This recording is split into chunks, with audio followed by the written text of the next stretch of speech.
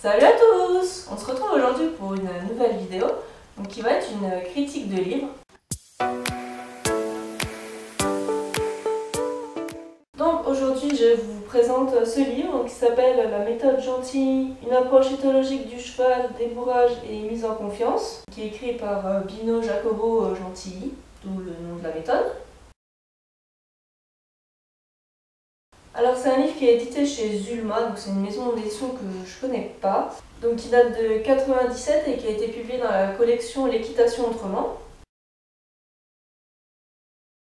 L'ouvrage date de 97, donc il a déjà une vingtaine d'années. C'est un petit peu l'arrivée de cette nouvelle vague autour de l'équitation dite éthologique en France. Donc c'est un des premiers ouvrages qui paraît sur le sujet. Donc ce qui explique un petit peu qu'on soit en période de remise en question.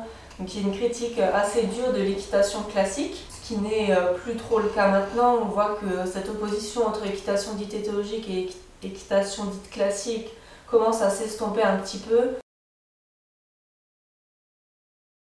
Concernant l'auteur, donc on sait peu de choses sur lui, c'est pas du tout un personnage connu, j'en avais jamais entendu parler avant. Il vient d'Italie, ce qui est un peu surprenant puisqu'on a l'habitude que les cavaliers qui prônent cette approche éthologique, on dit qu'il a une longue expérience des chevaux, qu'il a observé les troupeaux, etc. Mais il n'y a rien de concret. Plus un cavalier que vraiment quelqu'un qui a fait des recherches. A priori, il y a plus une approche autodidacte.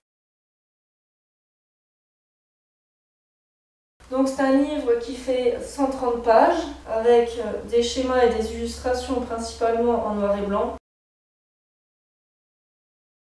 Donc dans ce livre, l'auteur va commencer par nous détailler un petit peu sa vision des chevaux avec des aspects assez théoriques, mais encore une fois qui ne se basent sur aucune source. Il va ensuite nous détailler sa méthode, donc nous présenter un débourrage, comment lui il fait. Puis on va avoir un petit peu des zooms sur des problèmes un petit peu récurrents comme donner les pieds, embarquer dans un van, des chevaux qui ont peur de certains éléments, des bâches, sachets plastiques. Donc il appelle sa méthode Imprinting Horse, donc imprégnation du cheval, et sa devise c'est « Le cheval ne comprend que les chevaux, donc devient cheval ».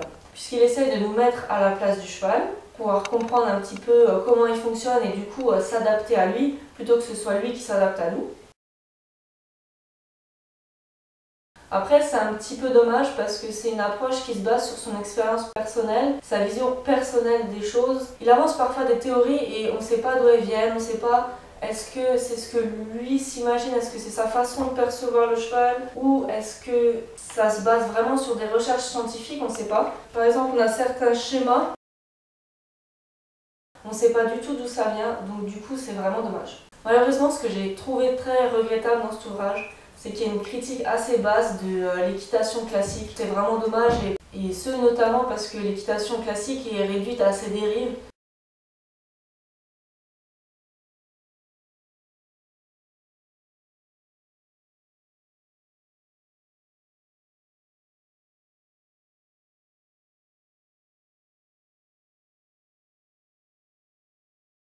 C'est un peu dommage de tomber dans cette critique du mort. C'est vrai, le mort, il a des aspects positifs, il a des aspects négatifs, alors qu'un licol éthologique, finalement, il aura des effets aussi, donc on peut aussi le mettre dans la même case que le mort. Simplement, l'effet, au lieu d'être dans la bouche, il va être reporté sur le chanfrein. J'ai trouvé aussi que certaines méthodes, enfin à mon sens en tout cas, me paraissaient assez discutables. Par exemple, la façon dont il propose de prendre les pieds du cheval.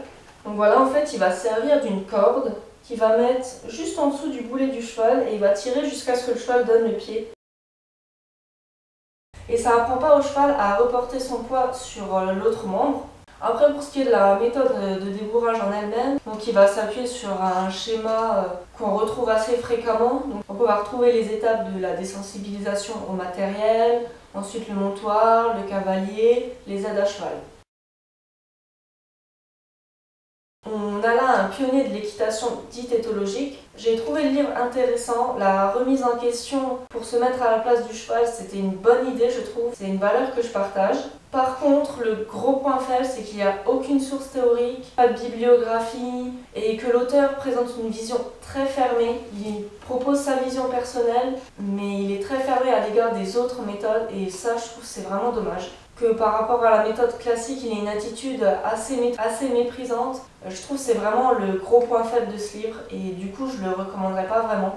Après, il est intéressant pour voir d'où on est parti par rapport à cette vague de l'équitation éthologique, de voir un petit peu l'évolution de cette vague. Mais sinon, c'est vrai que pour travailler vraiment, je le recommanderais pas. Donc voilà, j'espère que cette critique vous aura plu. N'hésitez pas du coup à vous abonner, à liker, à partager la vidéo. Et je vous retrouve très bientôt pour une nouvelle vidéo. Salut à tous!